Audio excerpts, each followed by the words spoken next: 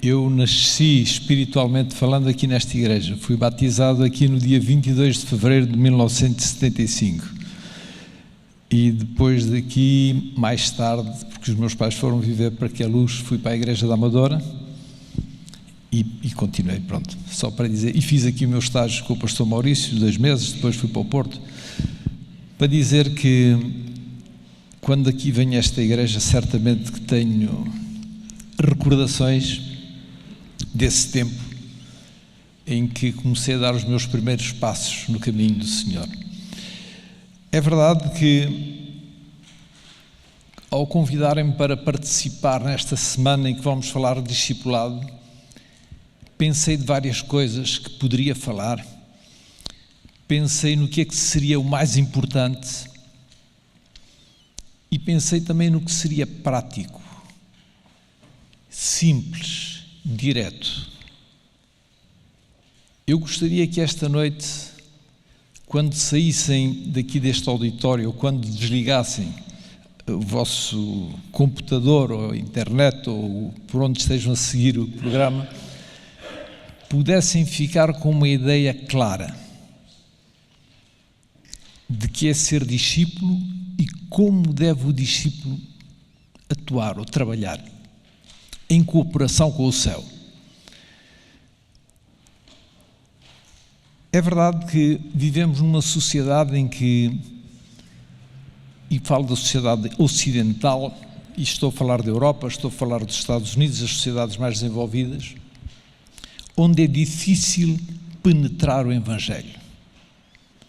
E podemos falar mesmo pela nossa divisão, em que vamos mantendo o número de membros, mas com muito custo. E em alguns países esse crescimento é negativo. E posso dizer-vos que dentre as igrejas tradicionais ou institucionalizadas, a Igreja Adventista é daquelas que até não está muito mal. Porque há várias estatísticas, sabem que trabalhei neste departamento e frequentei várias reuniões internacionais a vários níveis, dentro e fora da nossa igreja, e a constatação é que todas as igrejas, as maiores igrejas, perdem membros cada ano. E é transversal a todas as igrejas. As pessoas frequentam menos, as pessoas estão menos interessadas. Aqueles que estiveram no nosso conselho de fim do ano viram uma apresentação PowerPoint apresentada pelo secretário da divisão. Os resultados são tremendos. Quando digo não só as pessoas não vão, como as pessoas hoje têm muitas dúvidas em relação a Deus e as ideias que têm do divino são bastante diferentes daquelas que normalmente se tinha há 40 ou 50 anos. E a tendência, se tudo continuar da mesma maneira, humanamente falando, é que o cristianismo desapareça ou se venha a diluir numa outra forma híbrida de qualquer coisa, mística, porque depois, por outro lado, vê-se que muitas teologias, muitos teólogos enveredam por caminhos diferentes. A palavra de Deus como tal não é considerada como a verdade, nem o reflexo da verdade. É mais um livro que se escreve e que o homem tem que interpretar e que tem que assimilar através da sua própria experiência. E finalmente quem decide aquilo que é verdade ou não é o próprio homem. Não há esta verdade absoluta. Obrigado. Ok. Muito bem, obrigado. Portanto, não é essa verdade absoluta que nós acreditamos que está em Deus e que se revela através da sua palavra. E é verdade que podemos nós mesmos dizer: será que há esperança? E sabemos como é difícil testemunhar. E esta noite estou a pensar naquelas pessoas todas que estão desanimadas e que pensam: será que vale a pena? Ninguém está interessado. Ninguém quer saber da palavra de Deus. E eu acredito que sim, há um futuro para o cristianismo, há um futuro para o movimento adventista e acredito que a obra que Deus começou vai ser terminada com todo o poder do alto. Mas para isso precisamos de ter discípulos à altura. E o meu tema é este: o que é ser discípulo? E como é que podemos ser esses discípulos à altura do desafio, à altura da missão que Deus nos confiou? Eu gostaria de partilhar convosco alguns versículos do livro de João. Sabem que eu sou um apaixonado do livro de João e quando somos apaixonados por qualquer coisa, às vezes perdemos-nos. Mas vou tentar ser sintético. Capítulo 17. Quando lemos o livro de João, vemos que do capítulo 13 até o capítulo 16, Jesus está com os seus discípulos num contexto muito particular. Vão comer juntos a ceia, neste caso, a Páscoa. Sabem que se comia essa refeição na Páscoa juntos. E ele ali está. Sabem que há a cerimónia do lava-pés, ele lava os pés aos discípulos, estão ali juntos e ele sabe que vai morrer dentro de poucas horas. Procura partilhar com os discípulos aquilo que é o mais importante. Eu poderia dizer que temos a nata dos ensinamentos de Jesus nos capítulos, começando com 13, com a prática, mas capítulo 14, 15 e 16. Jesus está a recapitular tudo aquilo que ele ensinou e está a enfatizar aquilo que é importante, importantíssimo. E no capítulo 17, através da oração que ele dirige ao Pai, temos uma outra perspectiva. Nesses 3 primeiros capítulos que mencionei, primeiro, ele está a falar com os discípulos, aqui no capítulo 17 ele está a falar com o Pai. Vamos ao capítulo 17 e começar logo no princípio. Diz: Jesus, falando assim, e levantando os seus olhos ao céu, disse: Pai, é chegada a hora, glorifica teu Filho, para que também o teu Filho te glorifique a ti. Assim como lhe deste poder sobre toda a carne, para que dê a vida eterna a todos quantos lhe deste. E esta é a vida eterna, que te conheçam a ti só por único Deus verdadeiro e a Jesus Cristo a quem enviaste. Depois, versículo 4. Eu glorifiquei-te na terra, tendo consumado a obra que me deste a fazer. E agora glorifica-me, ó Pai, junto de ti mesmo, com aquela glória que tinha contigo antes que o mundo existisse. Dá a impressão que Jesus tinha uma estratégia clara quando veio a esta terra. Ele está aqui a falar, ele disse: eu já cumpri a missão. E a missão o que é que era? Revelar a glória do Pai. E ele vem revelar a glória. Sabem que a palavra glória tem muitos significados na Bíblia. Pode ser honra, pode ser o próprio caráter de Deus, mas é sobretudo uma manifestação exterior de qualquer coisa. Doxa pode ser este brilho que sai, esta irradiação de luz que sai de Deus. E se lerem atentamente João, logo no capítulo 1, versículo 4, veem que associado à vida, há luz. E quando há luz intensa, há vida em abundância. Adão e Eva deram-se conta que estavam nus porque pecaram. Perderam a vida, perderam a luz com a qual estavam vestidos. E agora dão-se conta que estão nus. Eu estou a tentar resumir um pouco aquilo que diz o livro de João. Agora Jesus vem para restaurar a vida que a humanidade perdeu. Ele é a vida, é a fonte de vida. Dele é a vida, sai toda a vida. Tudo existe pelo seu poder e tudo existe nele. E agora esta glória de Deus, este poder, esta vida em abundância vem-se manifestar. Manifesta-se não só para transmitir nova vida, vida eterna, que não é só a vida que dura para todo sempre, mas é uma vida diferente daquela que recebemos, a vida biológica de pecado.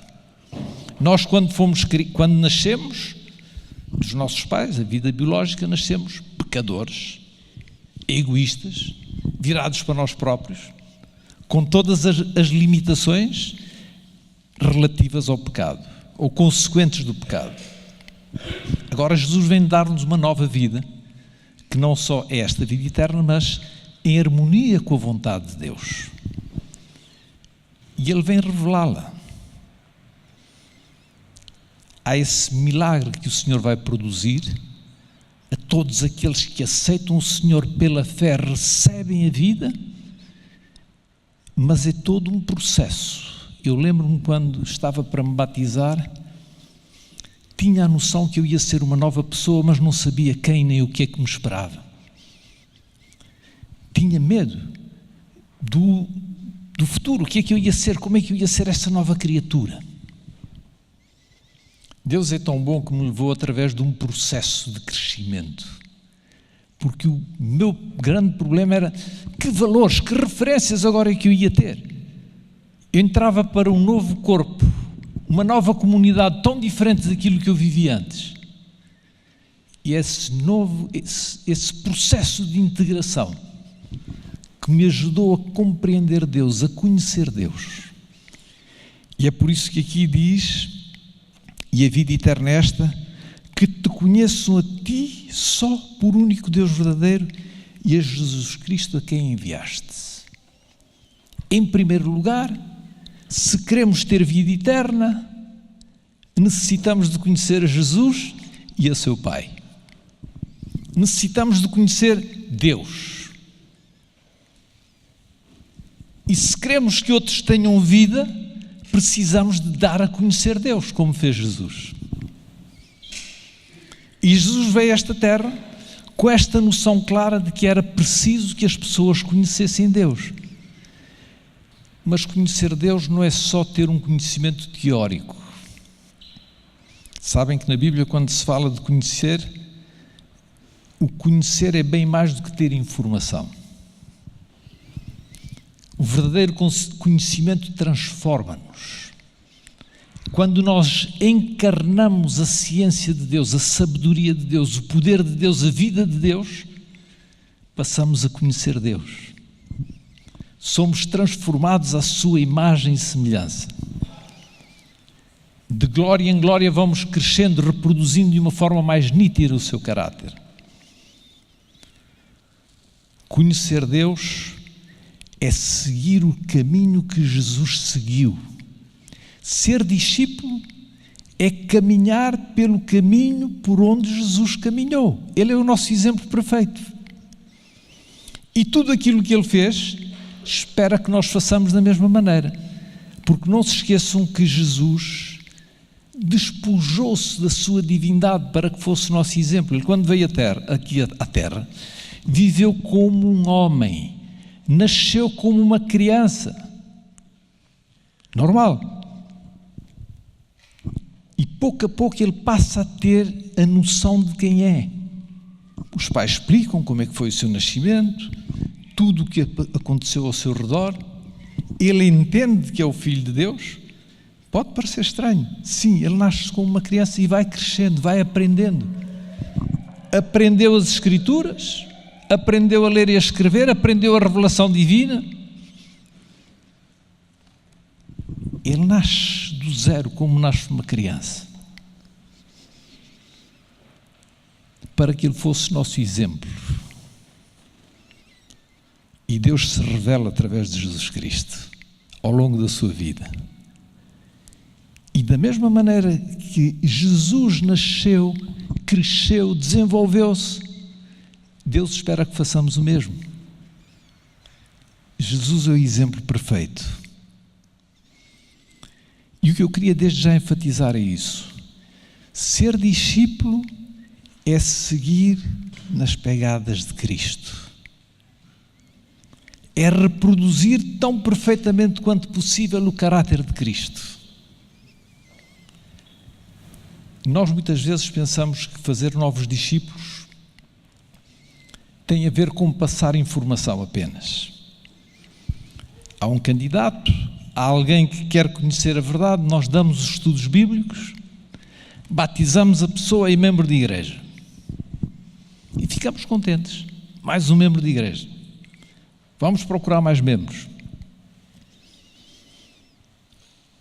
Só que com esse processo em que apenas transmitimos informação, e esquecemos que ser discípulo é muito mais só do que ter conhecimento teórico das doutrinas bíblicas ou da profecia, acabamos por formar discípulos sem vida e sem vigor.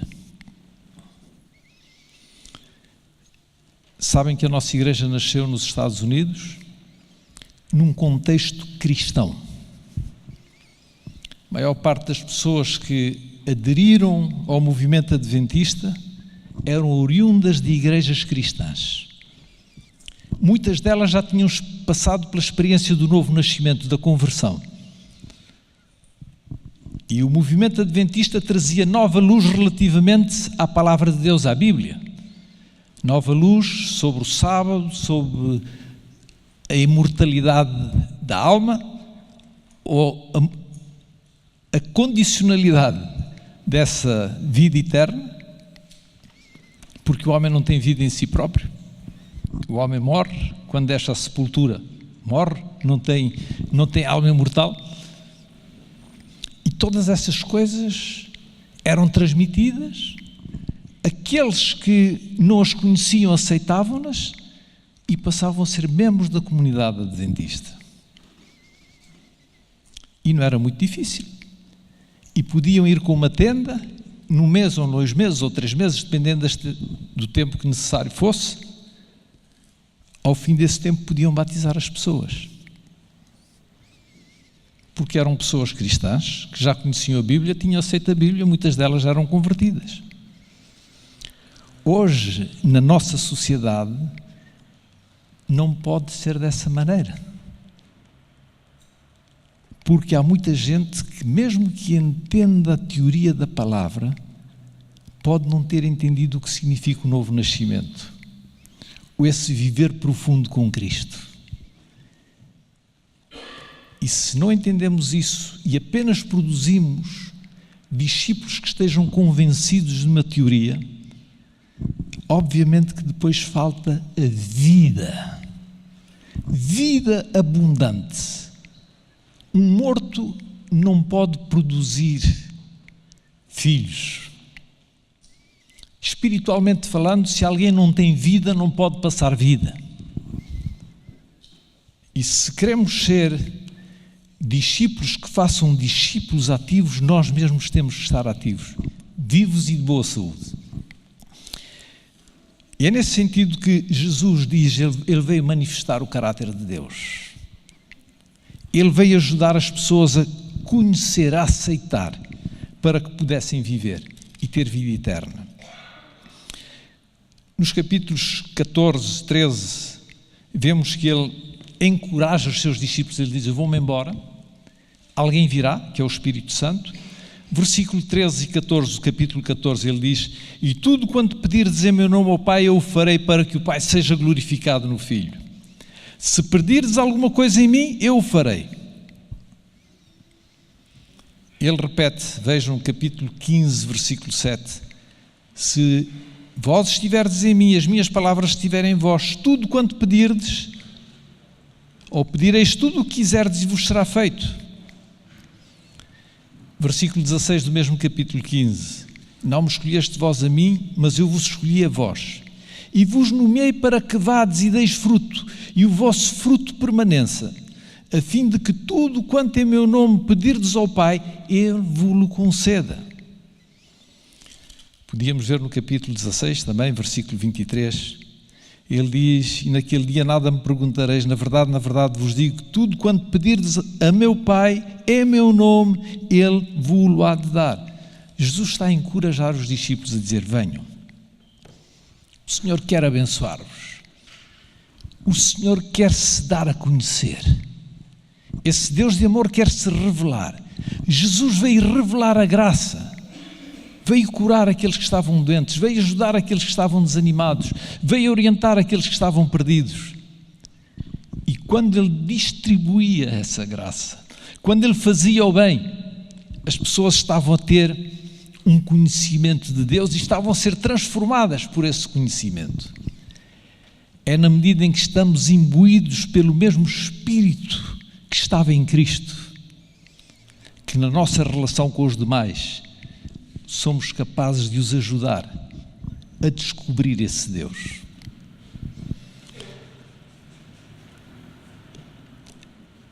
Poderíamos citar vários textos em que ele diz: eu vim libertar aqueles que estão cativos, vim curar aqueles que estão doentes. Há toda uma atividade de restauração do homem em todas as suas dimensões.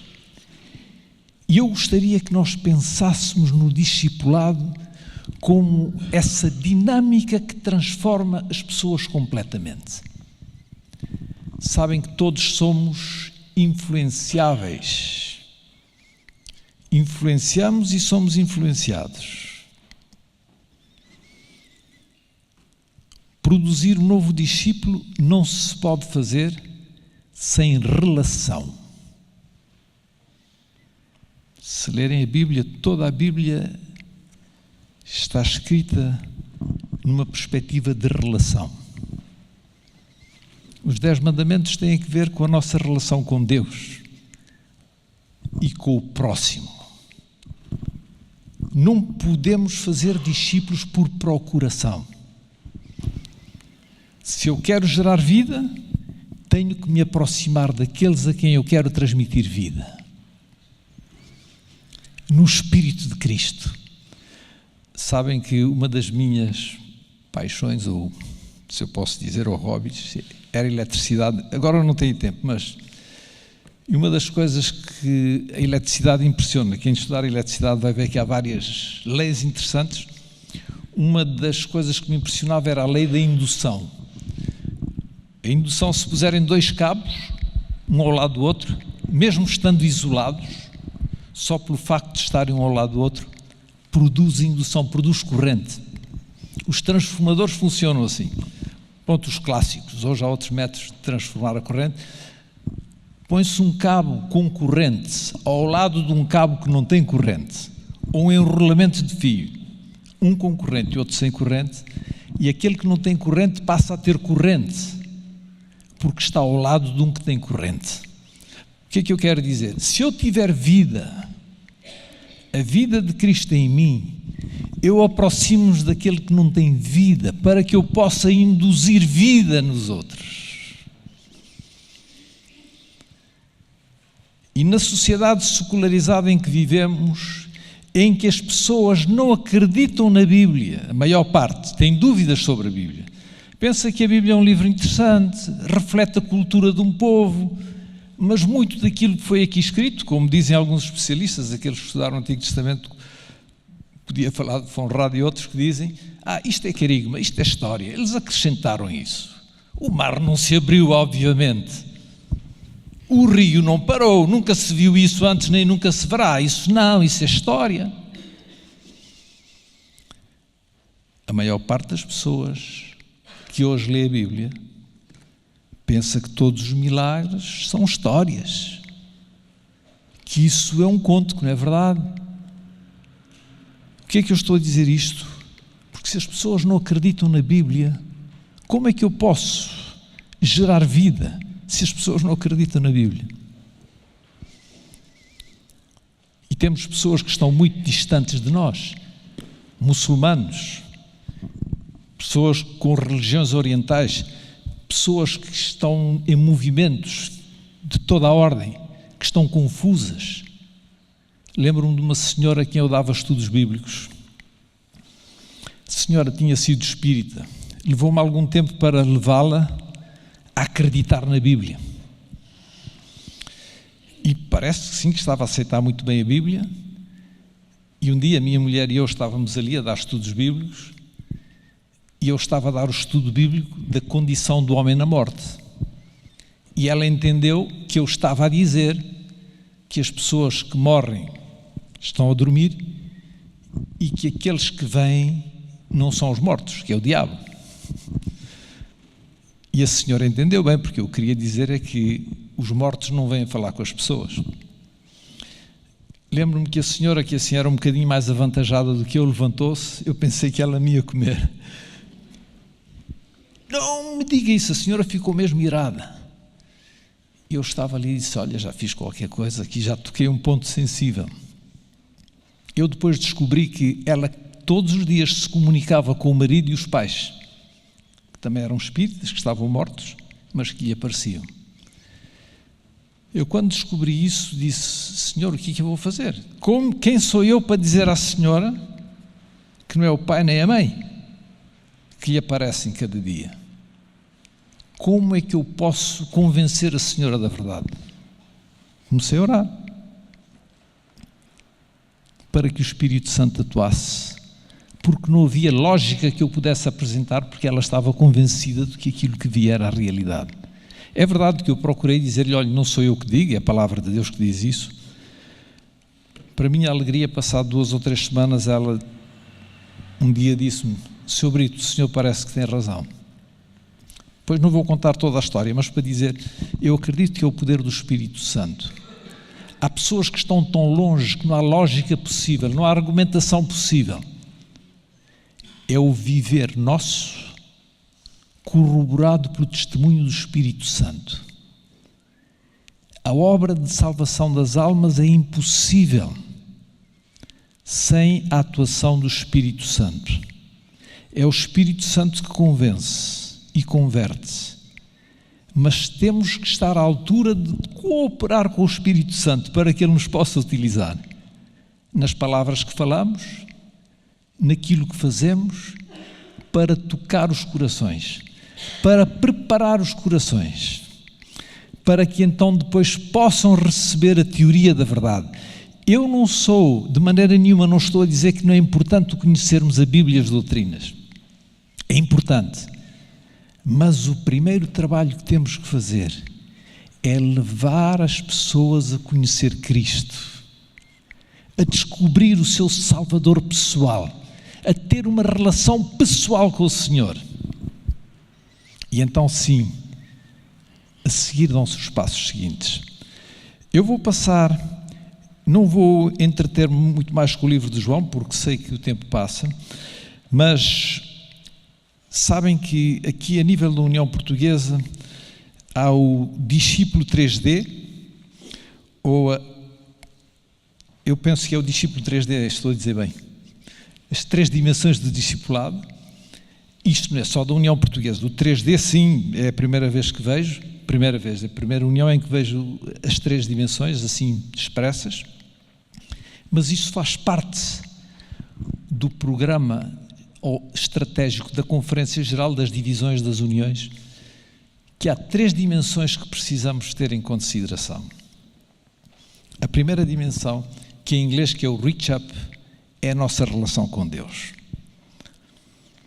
E eu aqui vou de novo parar para dizer o seguinte: se não sabem como fazer trabalho missionário, se não sabem como começar, se não sabem o que dizer, lembrem-se de uma coisa: tudo tem que começar com Deus.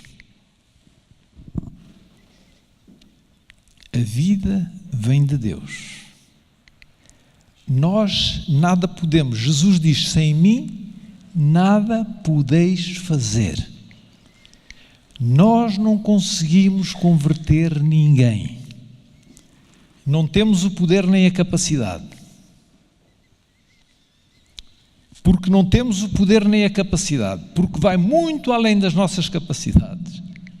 Joelhos no chão, oração. Senhor, toca no coração desta pessoa. Senhor, utiliza-me. Primeira dimensão, eu tenho que ter uma relação real com Deus. Se eu quero fazer novos discípulos. E para ter essa relação pessoal com Deus, eu preciso de entrar em diálogo com Deus. Através da oração, preciso de aprender através do estudo da palavra de Deus, conhecer Jesus. Como é que a Bíblia descreve Jesus? Como é que ele atuava? Como é que ele fazia? Como é que ele reagia em diferentes circunstâncias?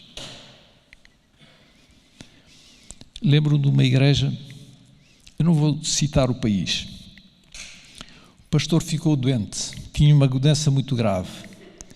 Ele deixou de poder vir à igreja e a União, a Federação não tinham ninguém para o substituir.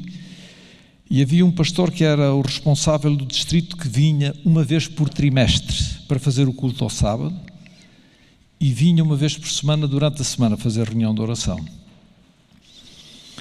O primeiro ancião daquela igreja estava preocupado, porque a igreja ia de mal a pior. Ele não sabia o que é que havia de fazer. Ele começou a orar. Senhor, ajuda-me a entender o que é que eu posso fazer. Deus tocou-lhe o coração e disse-lhe, ou fez-lhe entender que ele devia convidar os outros 2 anciãos para orar. E começaram uma vez por semana os 3 anciãos a orar juntos. Depois eles tiveram a convicção que deviam convidar as esposas deles para se juntarem a eles. Eram 6 pessoas a orar uma vez por semana. Depois lembraram-se de convidar mais um casal, já eram 4. Finalmente eram 5 casais que se juntavam semanalmente para orar. Começaram a ficar amigos, começaram a ver que a vida deles estava a ser diferente e quiseram partilhar com a igreja esta mensagem, os benefícios que estavam a receber desses momentos que passavam com Deus. E finalmente toda a igreja acabou por ser reavivada. E essa igreja cresceu e continua a crescer e deu lugar a outras igrejas. Tudo começa com Deus e com pessoas que estejam abertas à influência do Senhor, para que Deus as possa utilizar. Mas uma coisa é certa, se lerem João, vejam que ele diz: amai-vos uns aos outros. E Jesus ora para que os discípulos sejam um, como ele e o Pai é um. Eu não estou a ler os textos porque conhecemos, é só por questão de tempo. Porque essa dimensão, eu só sei se conheço verdadeiramente a Deus na minha relação com os demais. É fácil dizer que eu amo a Deus. É fácil dizer que eu conheço a Deus. Mas é quando eu sou obrigado a relacionar-me com o meu próximo, é que eu sei o quanto eu amo a Deus. É quando eu tenho que trabalhar com o meu irmão, que eu vou aprendo dele, tanto por experiências positivas como por experiências negativas. Deus poderia, através dos seus anjos, rapidamente evangelizar o mundo. Podia. Mas Deus quer envolver-nos nesse trabalho. Para quê? Para que o possamos conhecer. Para que possamos ter o espírito da abnegação que estava em Cristo. Cristo glorificou a Deus da forma suprema, quando Ele decide depor a sua vida, quando se dá completamente. E na cruz temos a revelação máxima do poder de Deus, revelada ao universo, aos homens. E Ele veio revelar esse amor de Deus. E é na medida também em que nos envolvemos com sacrifício, orando por aqueles que não vêm à igreja, orando pelos nossos vizinhos, ajudando aqueles que não podem, ajudando os doentes, imbuídos desse amor profundo, nos aproximamos das pessoas. Eu digo-vos, não tenham medo. Muita gente diz: eu não sei como dar estudos bíblicos, eu não conheço a teologia, eu não conheço a profecia. Não precisam de conhecer a profecia, não precisam de conhecer a teologia para levar alguém a Cristo. Precisam de estar cheios do amor de Cristo, ser autênticos. Não pretendam conhecer o que não conhecem.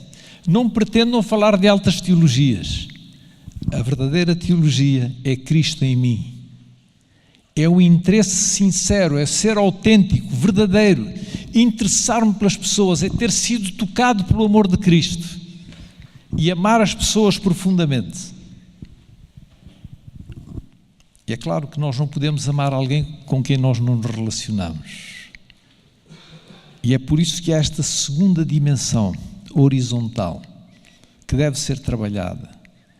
Irmãos, não podemos como igreja ter resultados em fazer novos discípulos se não estamos unidos, se não nos amamos uns aos outros. Devemos procurar conhecer a Deus, que nos encha do seu amor, mas devemos procurar também ganhar o coração uns dos outros. Os maridos devem procurar ganhar o coração das esposas e as esposas dos maridos. Vou-vos dizer, a nossa tendência humana é tentarmos mudar o coração do outro. Já te disse não sei quantas vezes, já te falei não sei quantas vezes e continuas na mesma. Não é assim que dizemos? E não muda. Porquê? Porque estamos a tentar fazer na nossa força. É quando eu oro, pedindo a Deus que intervenha no coração da minha esposa, que a transforme, e com paciência oro por ela, e procuro cooperar, que eu estou a transmitir o Espírito de Cristo à minha esposa ou a um irmão de igreja. Nós o que estamos é pôr-nos no alto do pedestal, apontar o dedo à esquerda e à direita. Os discípulos estavam nessa dinâmica. Quem é o maior? Quem é que vai ser o ancião de igreja? Quem é que vai ser o primeiro diácono? Estavam nessa dinâmica. A igreja não podia crescer. Até que se desfizeram sob a rocha. Cristo passou a ser o primeiro na sua vida. Começaram a ter uma nova perspectiva. Estavam unidos, unânimes em oração. Estavam unidos. A oração de Cristo estava a cumprir-se na sua vida. Não esperemos ter uma igreja toda a despertar. Tem que começar comigo, com o meu irmão, com o outro irmão. Oremos uns pelos outros. Procuremos tocar aqueles que estão mais sensíveis e mais preparados, mais maduros. E vamos crescendo em conjunto.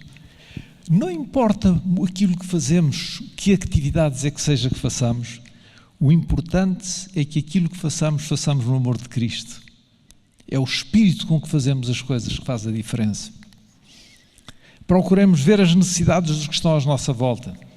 Procuremos aproximar-nos deles nessa dinâmica. E vão ver que, ao tentarmos alcançar os outros, ao tentarmos unirmos-nos uns aos outros, acabamos por criar uma atmosfera diferente na vida da igreja.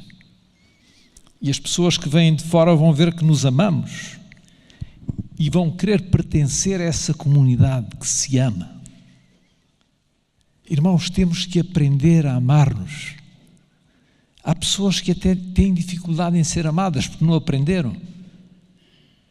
Literalmente há pessoas que não aprenderam a se deixar amar, não sabem amar e nem sabem amar outros.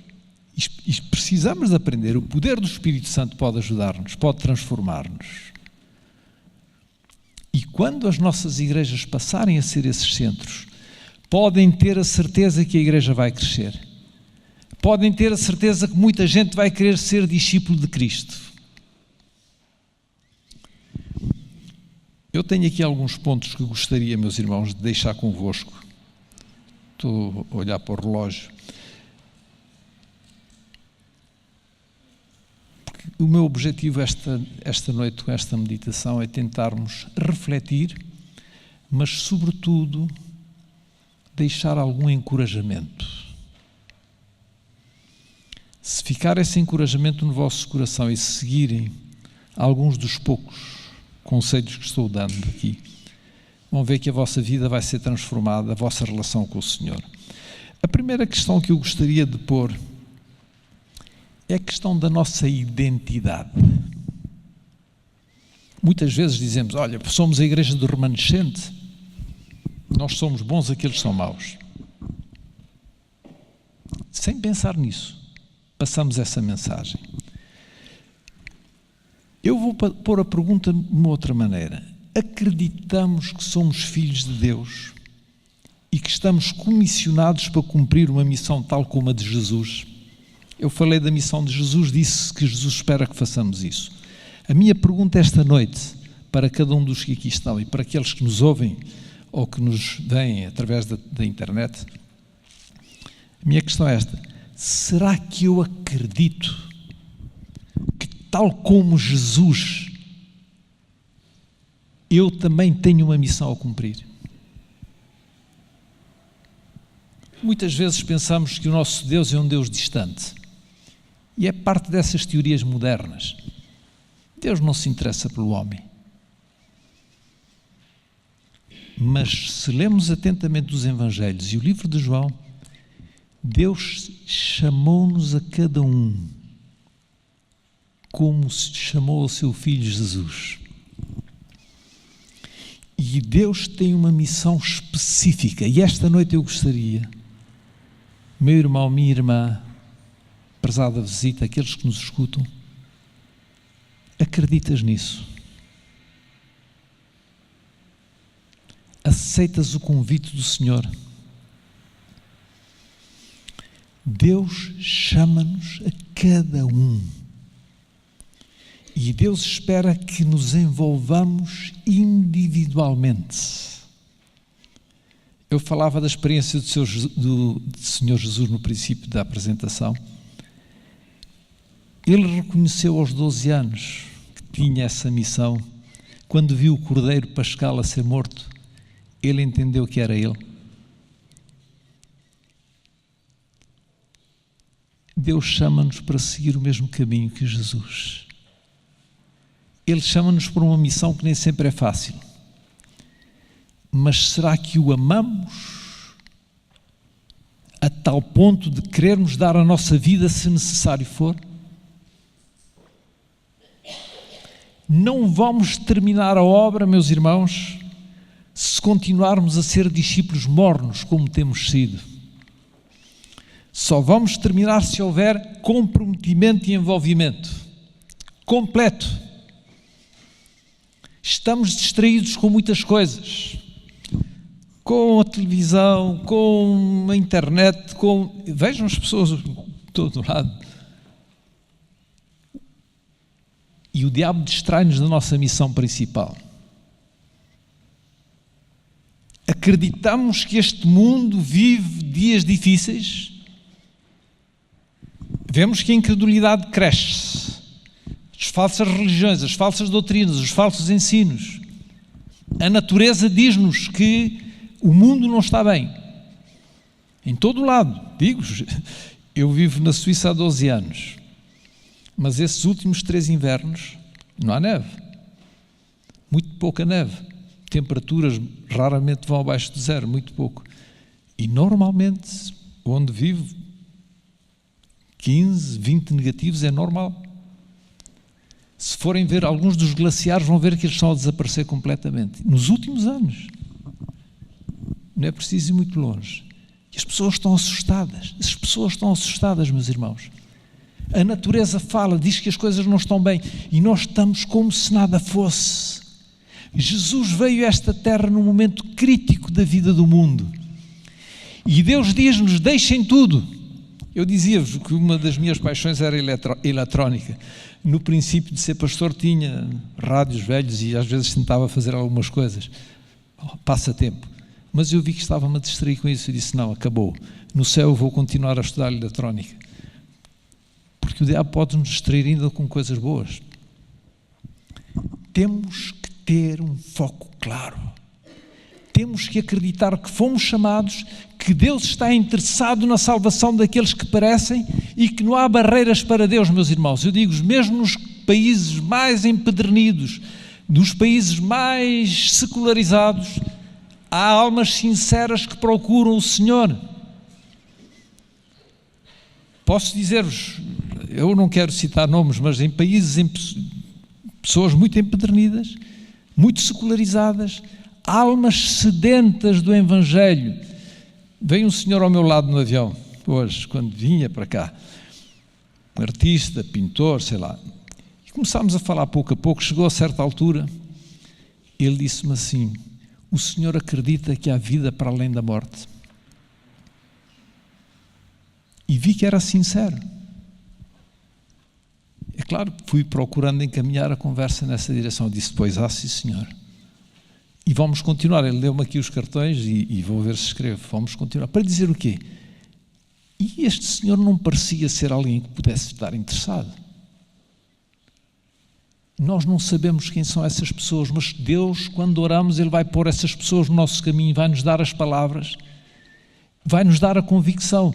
Meus irmãos, é um privilégio o podermos ser chamados para cooperar com os anjos de Deus e o próprio Espírito Santo. Anjos de Deus vão falar através de nós. Se eu tivesse tempo, ia mostrar-vos quantidade de citações de Ellen White, em que ela diz que os anjos vão falar através de nós. vão-nos dar as palavras, vão-nos dar a sabedoria, vão-nos dar o poder que é necessário. Todo o poder me é dado no céu e na terra, nos diz o Senhor Jesus, e todo esse poder está à nossa disposição, meus irmãos. E quando começamos a trabalhar com Deus pela salvação das almas, o nosso coração se aquece. Vamos amar as pessoas mais e mais.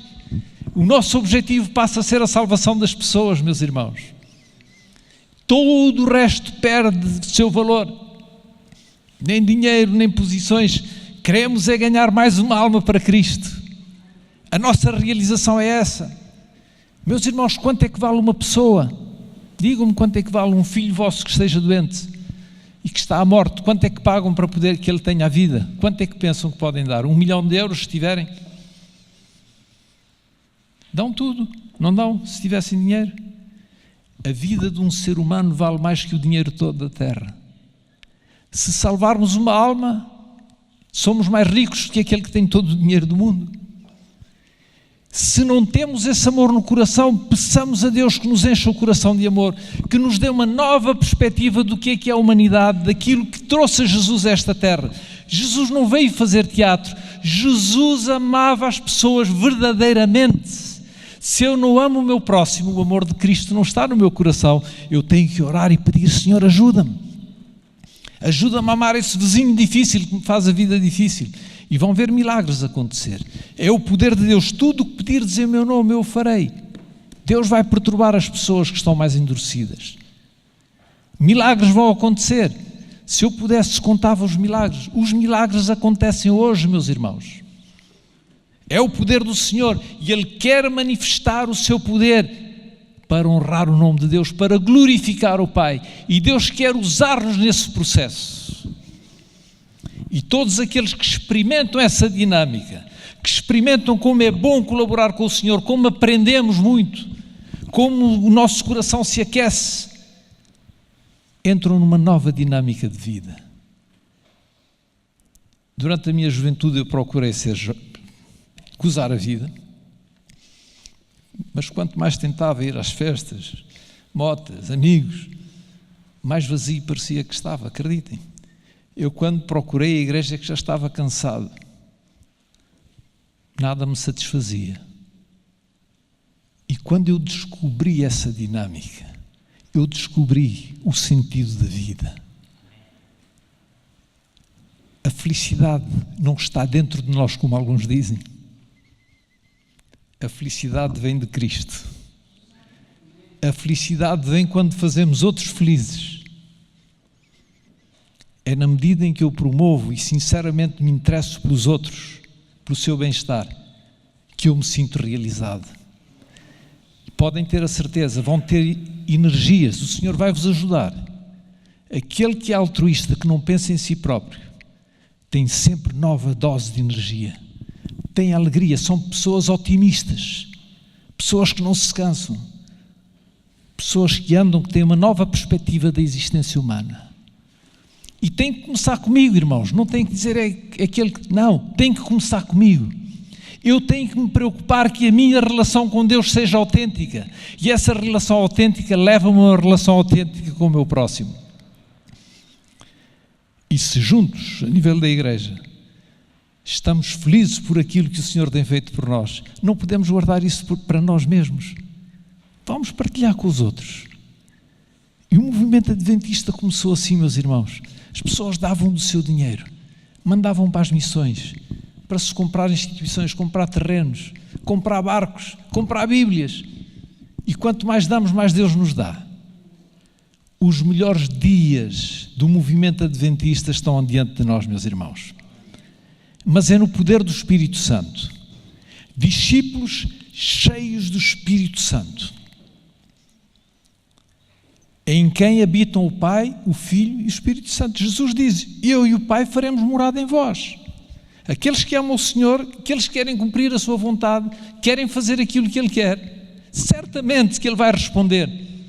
Certamente que o poder, o Todo-Poderoso vai nos dar o seu poder, para que o seu nome seja glorificado, para que o seu reino se possa expandir. O Senhor só está à espera que despertemos, meus irmãos. E se não há essa dinâmica, não adianta o que façamos. Vai ser, pronto, sim senhor, vamos nos cansar. Não, tem que haver essa dinâmica. Temos que entender que isso é real e que as coisas deste mundo não nos levam a lado nenhum, não trazem felicidade, nem trazem realização. E como vos dizia, é uma universidade. O podermos aprender com os anjos de Deus, ser guiados pelo Espírito Santo, é qualquer coisa que não podemos avaliar. E Deus vai abrir os nossos olhos, os nossos ouvidos, para que possamos ver as coisas numa outra perspectiva. É isso que Deus nos convida.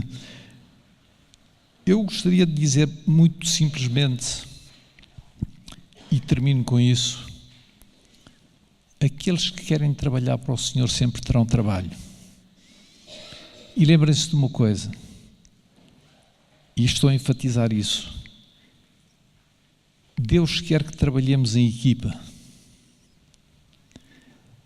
para podermos aprender uns com os outros, para nos encorajarmos uns aos outros. Não esperem ter toda a igreja preparada para começar a envolverem-se na missão. Comecem com aqueles que estão preparados.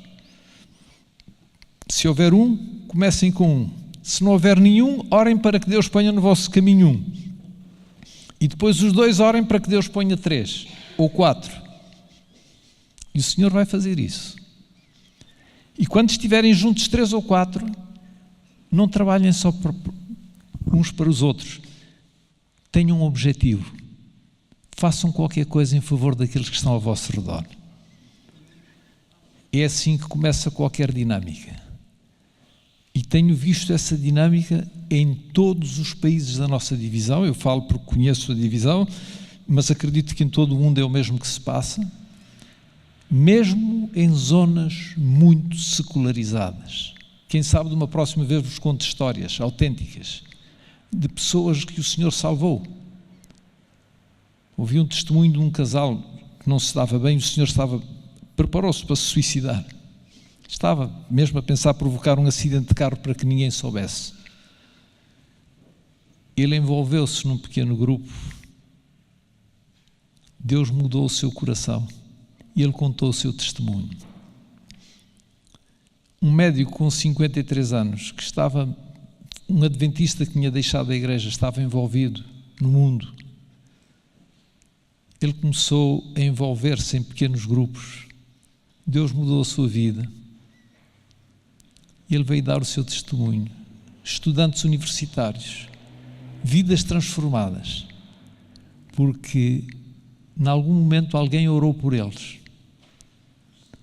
Eu termino com a história de Roberto Cividini, fisioterapeuta, na Itália. Ele trabalhava 60 horas por semana. A mulher dele, aliás, esses casais que eu falei, quando chegaram já havia 8 pessoas, foram convidá-lo, ele era o 5º ou o 4º casal, ele e a mulher. E a mulher queria que ele fosse e pediu aos irmãos que viessem lá à casa. Foram a primeira vez, ele disse que não podia, tinha muito trabalho. Semana seguinte ou 15 dias depois, quando voltaram, ele pô-los na rua, disse: estão loucos, eu tenho 2 filhos, trabalho de 60 horas, não posso estar envolvido em pequenos grupos. Aqueles irmãos continuaram a orar. Passado um tempo, quando eu fui a Milão, ele foi buscar uma estação, ele disse: Mário, olha, quero levar-te ao hospital para ver uma senhora. Depois fomos a outro e outro. Eu disse: o que é que se está a passar contigo, Roberto? Porque ele antes não queria trabalhar. Ele disse: olha, acredito que é a oração dos meus irmãos. O Roberto, naquele momento em que estávamos a falar, só estava a trabalhar 45 horas por semana. E disse-me: ganho o mesmo do que quando trabalhava 60. Hoje o Roberto trabalha 30 horas por semana e ganha mais do que quando trabalhava 60. Mas o Roberto decidiu ganhar menos dinheiro porque chegou à conclusão que era importante que se envolvesse nos negócios do seu pai. E Deus o tem abençoado. E é interessante ver o fogo que está no coração desses irmãos, dele e de outros irmãos, leigos. Irmãos, não podemos querer três casas, 4 carros, uma na praia, outra no campo, outra não sei onde. Alguma coisa tem que ficar para trás. Temos que estabelecer as nossas prioridades. Queremos estar com Cristo no céu? As nossas prioridades têm que ser as mesmas das dele. E vou-vos garantir uma coisa: não tenham medo. Não vão perder nada. E o Senhor vai abençoar as vossas vidas. É na medida em que imitamos o exemplo de Cristo, de comprometimento total, de envolvimento total na missão, é que vamos reproduzir o seu caráter. E somos autênticos discípulos. Que o Senhor vos abençoe e nos abençoe a todos, é o meu desejo. Amém.